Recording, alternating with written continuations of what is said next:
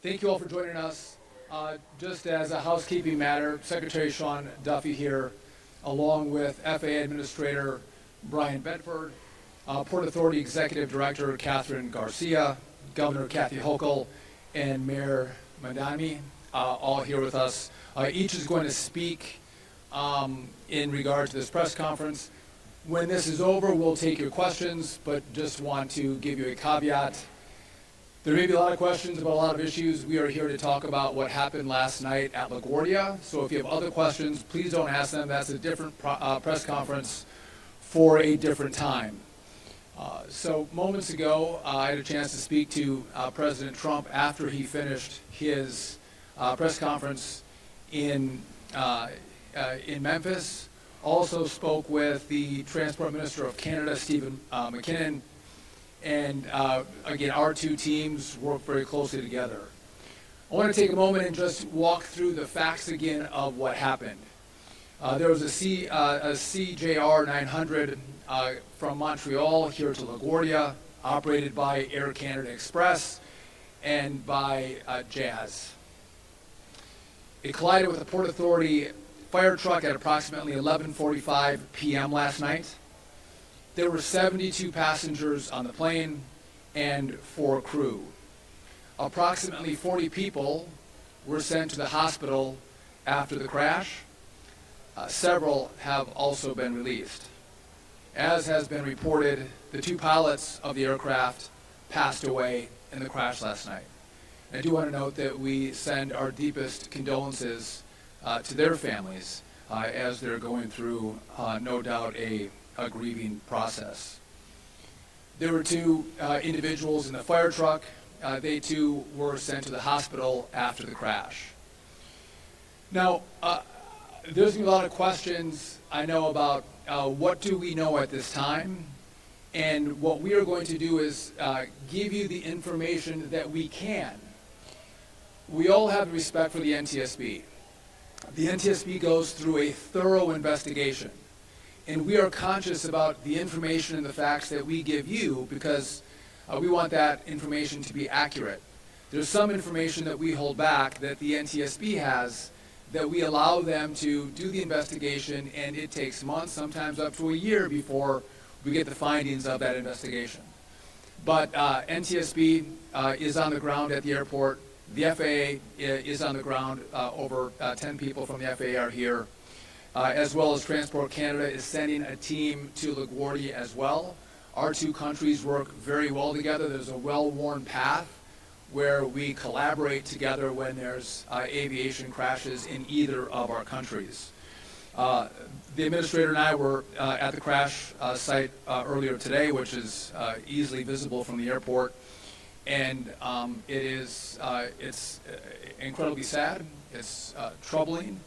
And I just want to let America know that we are working our hearts off to make sure that when people travel, whether by rail or car or by air, that they travel safely. And we put in precautions and policies to make sure that you are safe when you travel. When I was at the crash site, it was just a reminder that when you're traveling by air, you should wear your seatbelt. If you see the videos of the air crash, wear your seatbelt when you're on the airplane. Also, in a car, wear a seatbelt. As you see from last night, they do save lives. I'd also note that as of now, LaGuardia is open. There is a reduced capacity because the aircraft and the fire truck are still in their positions from last night. So we are going to have reduced capacity for some time, but the airport is operational. Again, we'll come back and take your questions, but at this time I want to turn it over to the FAA Administrator, Brian Bedford. Thank you, Secretary Duffy. Again, I want to extend my deepest sympathies on behalf of the 44,000 men and women of the Federal Aviation Administration. We take our responsibilities quite seriously, managing the safety of the air traffic control system in the national airspace. So we're deeply moved by the tragedy of last night.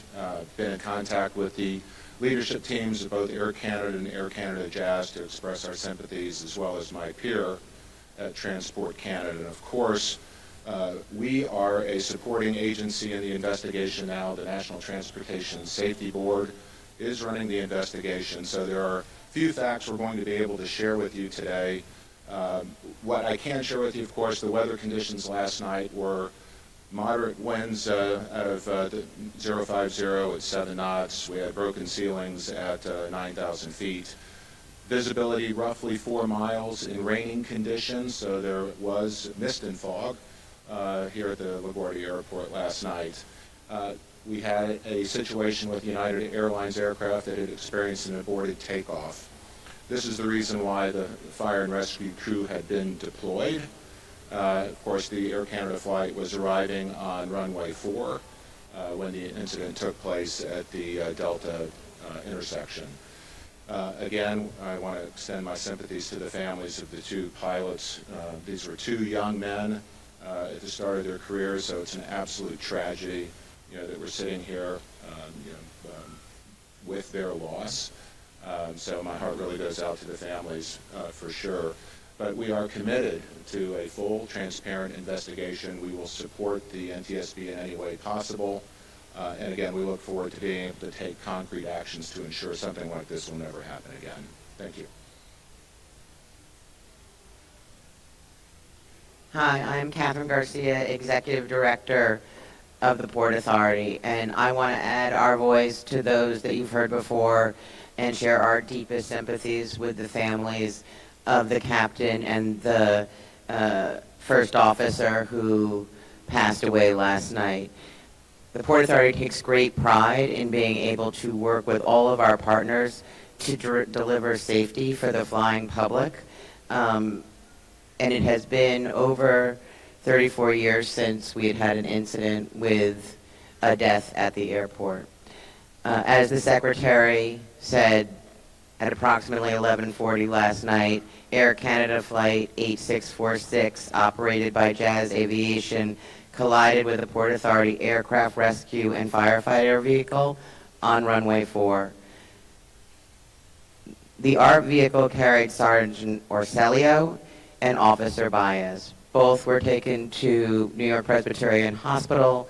We expect one to be released later this afternoon and the other to be kept overnight for observation.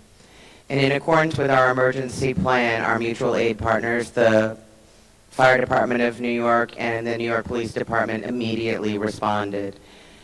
They transferred over 43 people to the hospital during the evening, though many have been released at this time. At approximately 5:30 this morning, the airport reopened for passengers, and our first flight, a Delta flight, left about a minute after 2 this afternoon. Again, I want to share my deepest sympathies with the families. This could have been an even broader tragedy if everyone had not responded as quickly and effectively as they did. Thank you, and I'm going to turn it over to the governor, New York Governor Kathy Hochul. Thank you, Catherine. While the facts of what happened last night, 11:45 p.m., were well known, yes, it was an aviation disaster, the likes of which we have not seen here in over 3 decades. But it's a deeply human story where 2 young pilots left their homes expecting to return to their families, and they will not. And this is what pains everyone here in the state of New York. I've conveyed our condolences to the Canadian government. I have walked the halls and gone up to Port Authority personnel and police, telling them how grateful we are that they put their lives out there every single day to make sure our traveling public is safe. So to the entire Port Authority and LaGuardia family, I want to know we are very cognizant of the traumatizing impact this has on you and indeed your own families. So I want to first convey my gratitude to all of you and sympathies to those who have had their lives shattered as a result of this and those who have sustained injuries. It's not what you expect when you get out of an airplane. But also, I want to offer the full cooperation of New York State with the investigation. I'm grateful also to Secretary Duffy and Administrator Bedford for coming right here on this day. It's important to have your presence, to know that this will be addressed at the highest levels, and also support from the mayor, who represents many of the people who work here as I do. And Catherine Garcia, Up until a short time ago, she was my top state operations officer in charge of every disaster, every crisis that has befallen the state of New York in the last 4 years. So she is a top consummate professional, and I have great confidence in her ability as well. So let me close with this. Let's acknowledge the tremendous stress, particularly in recent days, that our airline workers are under. And as we come through here, know that this is an ecosystem which is not self-sustaining. There are countless individuals who step up every day willing to do the hard work to make sure we're safe. And in my judgment, they all deserve gratitude, not just on this day, but as I often do walking through airports, just saying thank you with a heart full of gratitude for what they do to make our lives safer and better. Thank you. Mayor Zoran Mondani.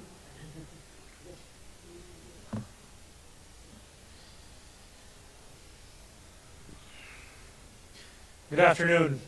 I want to begin by echoing the words that have been shared before me and also by thanking our partners in city, state, and federal government who are here today.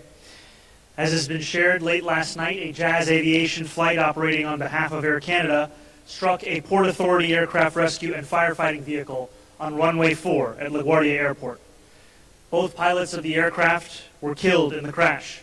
And I echo the words of the governor and those who spoke before in sending our deepest condolences to the families and to the many who are mourning their loss. I am grateful for the work of dedicated first responders, including the men and women from the NYPD, the FDNY, and NISM, who arrived on the scene within minutes, treated injuries, and handled a chaotic scene with incredible professionalism and poise. I also want to commend those who were thrust into a frightening accident and reacted not only with composure, but by extending a hand to the person next to them. Passengers who opened the emergency door and helped one another off the plane. People who kept one another calm. And I know that this crash has shaken New Yorkers across the 5 boroughs, whether they are traveling today or simply watching from home, especially since it's the first fatal crash at LaGuardia in more than 30 years. I want New Yorkers to know that the National Transportation Safety Board is investigating the cause of this accident, and that we will not rest until the conclusion of that investigation. We have been coordinating closely with our partners across government since late last night, and we will continue to do so. Air Canada has set up a hotline for families and friends of the flight's passengers, and I encourage those who are worried about their loved ones to call. That number is 1-800-961-7099. While LaGuardia was closed since the accident until 2 p.m. today, it has since reopened. I want to thank the many New Yorkers and visitors who had their travel plans impacted for their patience and their understanding, as well as those who work here at LaGuardia and the Port Authority for how they have not only responded to this accident, but the work that they do each and every day. As we continue to learn information, we will share it with you, and in the meantime, let us keep those who died in our thoughts and continue to hope for a quick recovery for those who were injured. Thank you. So just a couple of additional comments before we take your questions. I just want to make a note that when these incidents happen, you see politics fade away and people work together. And that's why you have people with very different political views coming together, standing together to respond together to an incident like this. Number one. Number two, I know that Jennifer Hamady and the NTSB is going to do a press conference later today with some initial findings that that they'll have with this crash. I want to make another point. You know, I've been asking the Congress for additional money. Many of you have reported that we need more money for air traffic control. We are modernizing our system, but we can't fully modernize it until the Congress gives us additional money. It's not a partisan issue.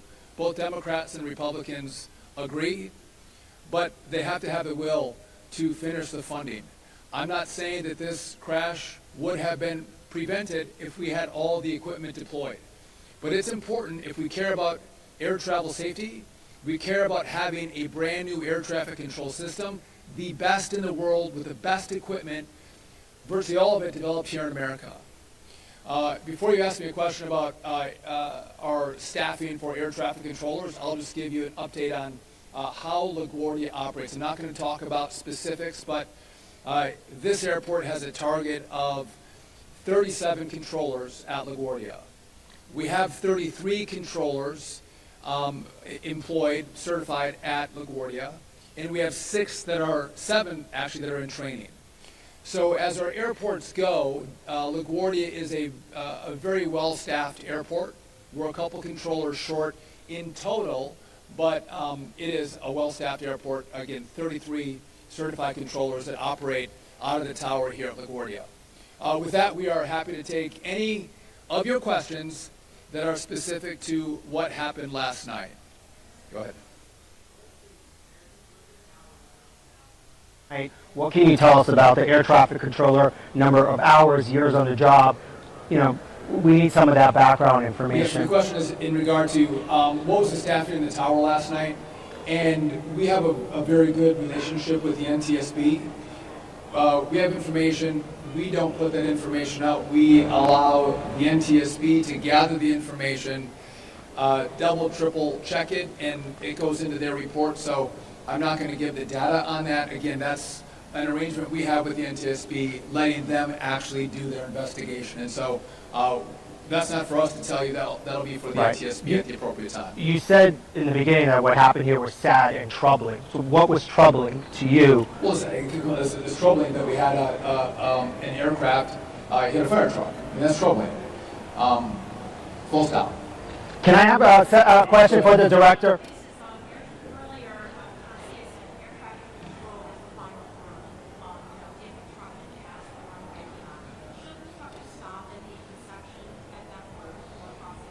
So the question is, should the truck have stopped? And again, this goes to information that we have, but we give it to the NTSB. They analyze it and they make the judgment call on what should have happened in regard to air traffic control, trucks and airplanes. And through that investigation, they then put out a report. So I can't give you specifics on what went wrong. That's for Jennifer Hominy and the NTSB. One of the things mentioned was the mist conditions. Sir, I work with New York Flathead. Some sources are telling us that only one air traffic controller was in the tower last night. And I know you said you won't be specific. However, I said it was looking at that. What the case would the FAA then be responsible for? So I told you I'm not going to talk about specifics, but for that question, I'll just tell you that it's inaccurate. Can we ask? Oh, sorry. I understand that you're wanting more air traffic controllers. I understand you're saying there's not enough funding for that. In the meantime, while you work that out, how do you even convince people to become controllers after seeing what happened last night and after hearing that devastating audio? So with air traffic controllers, we have surged in our training facility, which is in Oklahoma City. We are putting more controllers through our academy. Now, it does take time to train up as a controller. If you come to a very busy space like N90 in New York or LaGuardia, it's going to take you over a year to train up in a facility like this. So there's some lag time as we get controllers through the academy, and we need them trained up in a facility. As I mentioned, there's 7 controllers. Many of them have a lot of experience in different facilities, but they have to be trained up specifically in this airspace. What I've also done is I have offered bonuses to air traffic controllers who are of the age to retire. I've asked them to not retire, to stay on the job, and we're paying them a 20% bonus just so we can bridge this shortfall. But as the airports go, LaGuardia is a well-staffed airport. Even though we do have shortages, I was speaking specifically in regard to the dollars that we need for the technological upgrade. We have, again, this was not tonight, but there's copper wires, we use analog, not digital. There's a whole suite of technological upgrades that we want to make that will make the job of air traffic controlling much easier. And again, it's a separate issue, but I think it underscores the point that the Congress does need to do their job. And there's bipartisan agreement, so they should, in a bipartisan way, come together and figure out a way to give us the rest of the dollars to complete the job. I'll take one more question.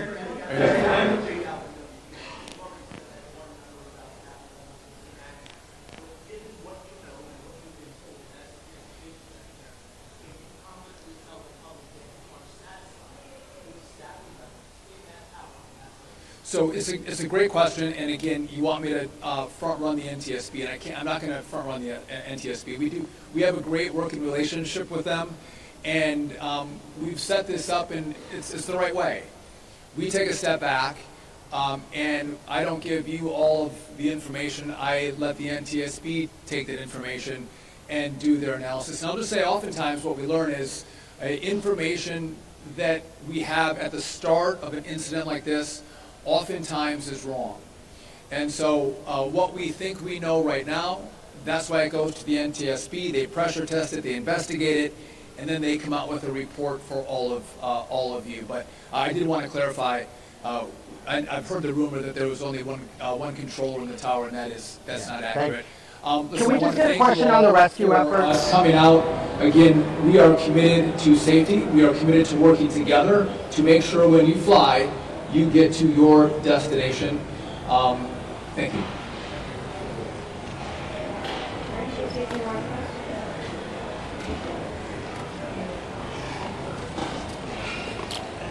No one else gets to talk. No one else gets to talk.